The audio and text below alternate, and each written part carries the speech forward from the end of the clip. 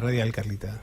Sí, está con nosotros al teléfono el politólogo, expresidente del Banco Provincia, Gustavo Maraconi. ¿Nos escuchás, Gustavo? Perfecto, Carla. Hola, buenas tardes, Alberto, Carla, y muchas gracias por llamar, un placer. No, el placer es nuestro. ¿Qué tal? ¿Cómo estás, Gustavo? Bueno, empecemos con tu actividad actual en la encuestadora, donde has realizado algunas mediciones que son muy interesantes, para que nos hagas un pequeño cuadro de situación económica y política de la Argentina. Sí, bueno, en las encuestas habituales y mensuales que hacemos, la última, la de este mes de febrero, se viene confirmando una tendencia postelectoral que tiene que ver con la imagen tanto del presidente como de la gestión, que luego de lo que fue el fenómeno electoral registra una baja, diría significativa, y en esto hay una coincidencia entre las diversas encuestadoras. Nosotros lo tenemos en cuanto a la imagen del presidente en un rango de una ponderación positiva del 39% y una negativa del 51%, esto es decir, una imagen neta de menos 12%, y el mismo fenómeno, pero con un poco más de profundidad, se da en lo que refiere a la gestión del presidente, que tiene índices de 33 positivo y 56 negativo, es decir, un saldo negativo neto de 23. Ahora, lo interesante, más allá de compararlo con el rango más alto de ponderación positiva que coincidió con los últimos días de octubre y el mes de noviembre, es ver la serie de los últimos 2 años, y uno ve que en general bueno, el índice en lo que es la gestión luego de la elección del 2015 y del comienzo de la presidencia de la administración de Cambiemos, comenzó a bajar, se recupera a mediados del año pasado por el tema electoral y vuelve a descender. Por lo tanto, uno puede prever que en este año, sobre todo donde las noticias económicas y el impacto de todo lo que tiene que ver con aumento de tarifas, la inflación y por supuesto también lo que nosotros consideramos que ha sido un parteaguas, una suerte de bisagra hacia fines del año pasado, como es la reforma previsional, bueno, consolidan un año donde lo económico tiene mucho que ver con este cambio, no solo ya de la ponderación, tanto de la imagen y de la gestión como mencionábamos, sino también de las expectativas respecto del futuro. Cuando uno le preguntaba a la sociedad, a la opinión pública, el año pasado cómo era su situación respecto de lo anterior, decía que peor, pero confiaba que en el futuro iba a estar mejor. Eso en estas circunstancias ya no es así. En general las expectativas respecto del futuro también se han degradado, y me parece que eso es de alguna manera lo que explica que el gobierno trate por estas semanas, y yo creo que va a ser un fenómeno que se va a extender en el tiempo, a lo largo casi de todo el 2018, de tratar de solapar al debate económico otro tipo de debates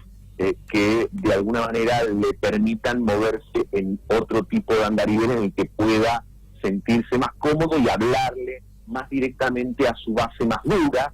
como se puede advertir cuando aborda temas, por ejemplo, que están vinculados con la seguridad, donde lo que me parece que se intenta es cambiar el eje de la discusión, o al menos intentarlo, para huir de una agenda económica que es difícil que en los próximos meses reporte informaciones positivas. El caso Triaca repercute también en la caída de la imagen. El caso Triaca, bueno, ahora tenemos un nuevo caso Gilligan, me sale medio la isla de Gilligan, pero sí, tenemos un nuevo caso. ellos pusieron la vara muy alta en la campaña con esta especie de transparencia que prometían. Estos casos tienen también que ver con la caída de la imagen del presidente o no, o esto digamos no es un problema, y sí la desocupación. Yo creo, Carla, que es un conjunto, obviamente, de factores. Evidentemente, los dos casos que vos mencionaste, el segundo no llegamos a medirlo, pero evidentemente debe tener su impacto, pero nosotros tendemos a creer que lo económico gravita de una manera particularmente intensa, porque naturalmente hace a la cotidianidad de las familias, y no solo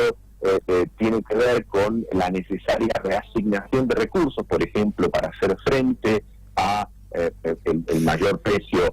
no solo de las tarifas que antes tenían un mayor grado de subsidio, sino también aumentos de combustibles o de impuestos, en el caso propio también de la provincia de Buenos Aires y de otras provincias o a nivel municipal, y creo que eso genera un clima, digamos, que indudablemente impacta, como decíamos recién, sobre las expectativas, sobre la imagen y sobre la gestión. Entonces vamos a tener evidentemente un año donde vamos a decirlo así, el gobierno me parece a mí que va a tener una estrategia, si se quiere, más bilardista, ¿no? Tratando de hacer tiempo durante todo el año presente, digamos, buscando que mientras la economía no dé respuesta, se puedan abordar otros debates que también tienen intensidad temática e ideológica para la sociedad, y donde de alguna manera ese 30-32% que ellos consideran es su piso más sólido y más convencido respecto a la estrategia de Cambiemos, se pueda sentir con la fuerza como para poder abordar estas cuestiones y encontrar elementos de respaldo a la gestión, mientras quedan a la espera de lo que las autoridades, por supuesto, consideran tendrá que venir con una suerte de mejora. Ya no quiero hablar de segundo semestre porque eso fue algo utilizado en el 2016, pero cuando el impacto de los aumentos y de la inflación, que sin duda va a ser en los primeros meses más alta que en los segundos, le pueda ir digamos, permitiendo surfear la ola. El tema de la inflación y el ajuste, puntualmente el transporte, creo que la ciudadanía es lo que más siente, más allá de la luz, agua, bueno, todo el ajuste en general, pero los transportes y el tema de la inflación, que está disparada, es un tema clave, Gustavo. Sí, indudablemente, digamos, aquí lo que se da es que hay muchos aumentos, como vos mencionabas, el transporte, y habíamos hablado antes de los servicios y también de otros bienes y servicios de la canasta, que indudablemente impactan en la vida cotidiana. Y si bien para este año los analistas económicos esperan un incremento, un crecimiento de la economía, este va a estar en el orden del 2%, que por el volumen y por la magnitud probablemente no tenga la fuerza suficiente como para hacerse sentir en el conjunto de la sociedad, y sí permitirá al gobierno decir que por primera vez después de mucho tiempo, en el caso de que este crecimiento se dé, vamos a tener 2 años consecutivos de crecimiento. Esto es cierto, el año pasado orillando más del 3%, y este año a lo mejor alrededor del 2%, pero estos incrementos y estas estadísticas macroeconómicas probablemente no se traduzcan en la sociedad con la fuerza o el vigor, digamos, como para modificar estas expectativas económicas que decíamos ahora son un poco más escépticas respecto de los meses anteriores, y bueno, indudablemente creo que allí hay una materia muy importante, digamos, o una asignatura pendiente de parte del gobierno de poder unir el desenvolvimiento macroeconómico con la suerte de los individuos de la familia. Gustavo, cambiando un poquito el eje de la entrevista, ¿Cuál es tu perspectiva en términos de acción política? ¿Tenés planeado volver a entrar al ruedo, lanzarte para algún tipo de candidatura o de propuesta o integrar algún espacio? Yo creo que obviamente todavía es temprano para ello. Lo importante me parece en términos de referencia de todo lo que hace al universo, digamos, de la oposición, tiene que ver con tratar de elaborar un diagnóstico de la realidad que sea lo suficientemente amplio y lo suficientemente plural, como quizás para comprender que en la Argentina, así como está en el gobierno una coalición de centro-derecha que indudablemente tiene su mérito, digamos, porque ha ganado la elección del 2015 y la del 2017, y esto supone que ha desarrollado una acción política con cierto grado de eficacia y obviamente con todo el respeto que merece los resultados electorales, pero que quizás del centro hacia la izquierda, digamos, de la pantalla debiera tomarse nota de esto y también ver de qué modo se pueden ir vertebrando primero diagnósticos y luego alternativas que permitan un 2019 competitivo. Y creo que para ello, cuando uno evalúa la acción de un gobierno, obviamente que aquellos que están en la oposición tienen que, por supuesto, resaltar las diferencias, pero también, de alguna manera, tienen que evaluar la performance del gobierno que le permite, en las últimas 3 elecciones, por lo menos, tener resultados positivos. Y creo que esto es una discusión que incluye al peronismo como una fuerza de la oposición, pero que indudablemente también lo supera necesariamente para poder construir un entramado político que tenga relieve, que sepa procesar las características, los aciertos y los errores del pasado con ecuanimidad y con prudencia, pero fundamentalmente también vertebrar un horizonte futuro. Y creo que de alguna manera esto sigue siendo una tarea pendiente y es importante que todos aquellos que tienen la motivación puedan acercarse, sumar en sus respectivos distritos y, por supuesto, a partir de esta reflexión poder traducirla en una práctica, ¿no? Creo que la práctica sin reflexión es una práctica que va ciegas, que va de alguna manera tanteando, pero que no tiene la orientación de vida. Y si solamente se tratara de una reflexión que no involucra una praxis, bueno, sería solamente una reflexión. Y yo creo que en este aspecto incluir necesariamente esas vertientes y poder hacerlo, insisto, con un fuerte grado de amplitud, no solo hacia los otros, ¿no?, sino también de una amplitud y un espíritu lo suficientemente crítico que permita tamizar, bueno, el por qué suceden las cosas que suceden y no solamente quedarse en una cuestión de queja o en un ámbito que solamente se traduzca en una insatisfacción, pero no se pueda vertebrar en un diario conjunto. Le contamos a los oyentes que Gustavo Marangoni fue en 2015 precandidato a jefe de gobierno de la Ciudad Autónoma de Buenos Aires y un candidato que tenía estas condiciones que la sociedad de capital, bueno, de la Ciudad Autónoma de Buenos Aires espera como para perfilar a ese cargo. Más allá de esta alusión, que para mí era un excelente candidato, Gustavo, te llevo a otro lugar. ¿Qué pensás porque además sé que podés opinar perfectamente de esto, ¿qué pensás de el Papa Francisco y sus señales hacia la Argentina y toda esta especie de discusión que se da a través de lo que el Papa dice o hace? Mira, yo creo que es lógico, por la condición argentina del Papa, de la nuestra,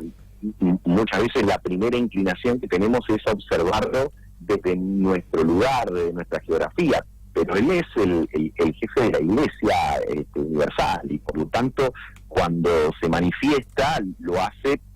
creo yo, ¿no?, pensando en el posicionamiento del catolicismo a nivel global. Por supuesto que también, obviamente, esas definiciones y esas decisiones tienen impacto, tienen influencia, acciones y reacciones en nuestro país, y obviamente que no descarto en absoluto que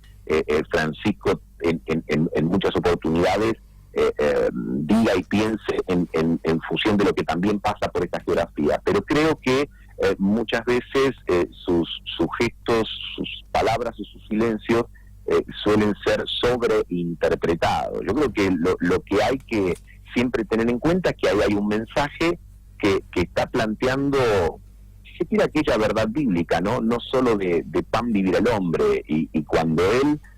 ya sea por medio de las encíclicas o por medio de sus homilías o de sus viajes pastorales, plantea un horizonte donde la economía se tiene que caracterizar por su aspecto inclusivo, que hay otras dimensiones, que el hombre es, por supuesto, un ser económico, pero también es un ser político y fundamentalmente es un ser social, y que hay mensajes de solidaridad y de comunidad que tienen que estar presentes para que la dignidad humana no se menoscabe.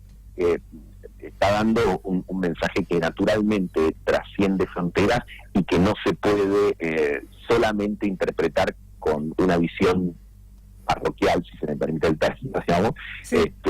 Porque creo que sería una forma de subalternizar un mensaje tan importante. Y además, fijémonos que desde el comienzo de su pontificado fue a temas que son cruciales en el mundo, como por ejemplo el tema del trato a los inmigrantes, algo que por supuesto a los argentinos nos es muy caro, porque nosotros somos la consecuencia, la feliz consecuencia de las corrientes de inmigrantes, exactamente, pero pensemos que el Papa alzó y alza su voz en un continente como el europeo, o desde un continente como el europeo, donde se han generado muchos fenómenos xenófobos y racistas,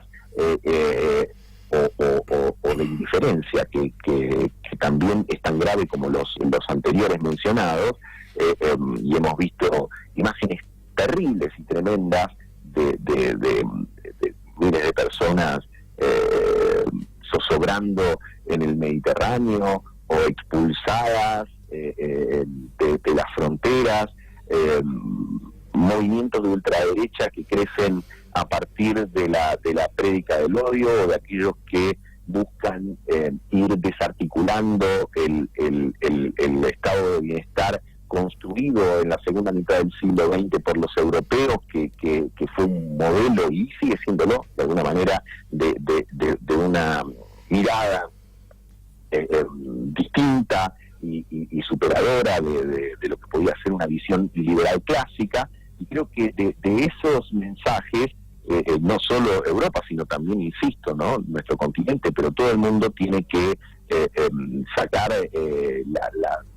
las debidas conclusiones para incorporar un tema que tiene una caladura enorme y que ha tomado ribetes dramáticos, y que muchas veces se responde con mensajes que claramente son como un enaltecimiento del egoísmo,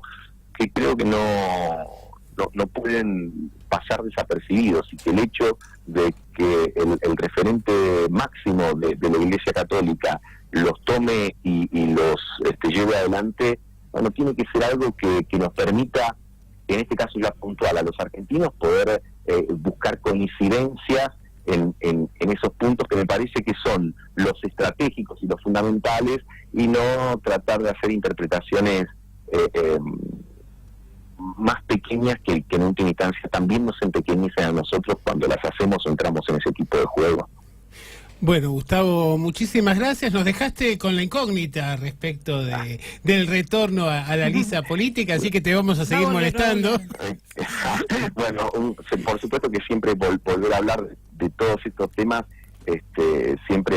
va a ser un placer, más hacerlo con ustedes, a quienes además les agradezco no solo la generosidad de llamar, sino también los halagos y los buenos términos, y creo que que a cada día le basta su afán. No creo que lo que es importante en este presente fundamentalmente es primero primero analizar, primero ver, primero reunirse y por supuesto también después dar el paso a la acción, pero sin ideas, sin proyectos, sin para qué la acción política se empobrece. Entonces, y ese para qué no puede estar solamente definido por lo que uno no quiere ser, sino creo que en primer lugar tiene que tener un sesgo fuertemente positivo de lo que uno quiere, pretende, anhela, sueña, porque la política siempre tiene que ser un acto de afirmación y no solamente una censura de lo que otros hacen o de lo que a uno le disgusta. Mira, te voy a contar una incidencia aquí, porque nuestro programa se llama, además de Más de lo Mismo, Las ideas detrás de la política. Y acá la tenemos a Carlita, que me parece que te está armando el club de fans, en cualquier momento, porque la veo sumamente entusiasmada. Vamos a recomendar a todos nuestros oyentes que lean el excelente libro de Gustavo Marangoni, Política ATP. Muy bien. Pero que la idea, no, gracias por la recomendación, la idea es que la política sea apta para todo público, que yo jugaba ahí un poco con la idea del cine y de la interpretación de la política, pero me parece que la política tiene que ser apta para todo público y las ideas la hacen apta para todo público. Hay quienes creen, y yo por supuesto no suscribo esa percepción, de que no hay que pensar tanto y que con algunas pocas consignas se puede sintetizar todo, traducirlo en unos pocos segundos porque la gente no demanda otra cosa. Yo creo que quienes se manejan de ese modo en realidad subestiman fuertemente a la población. Cuando hay propuestas y cuando hay debate de ideas, independientemente de la localización geográfica, de los niveles socioeconómicos, hay avidez por el debate, por involucrarse más y por darle más relieve y más calado a los conceptos políticos. Creo que a veces el sabor a poco que dejan determinados mensajes es lo que aleja circunstancialmente a la gente de la política, pero si eso se vuelve a instalar, inmediatamente funciona como un imán para que la sociedad civil se vuelva a involucrar en lo que en última instancia siempre tiene que estar involucrada, que es la resolución de sus temas cotidianos, y esto solamente se puede abordar de la política. A veces, y perdonen que me quede nada más que 10 segundos, pero digo, a veces hay una idea que da vuelta como que lo que hay que hacer ya está resuelto, ¿no? Entonces solamente queda discutir cómo hay que hacerlo. Entonces, bajo el nombre de pragmatismo, se dice, bueno, hay que discutir menos y hacer más. Pero para poder hacer uno tiene que tener un diagnóstico, y los diagnósticos se hacen sobre la base de valores, sobre la base de ideas, y no sobre la base de supuestas fórmulas técnicas que se supone que están más allá del bien y del mal. Todo eso merece ser debatido y discutido, y creo que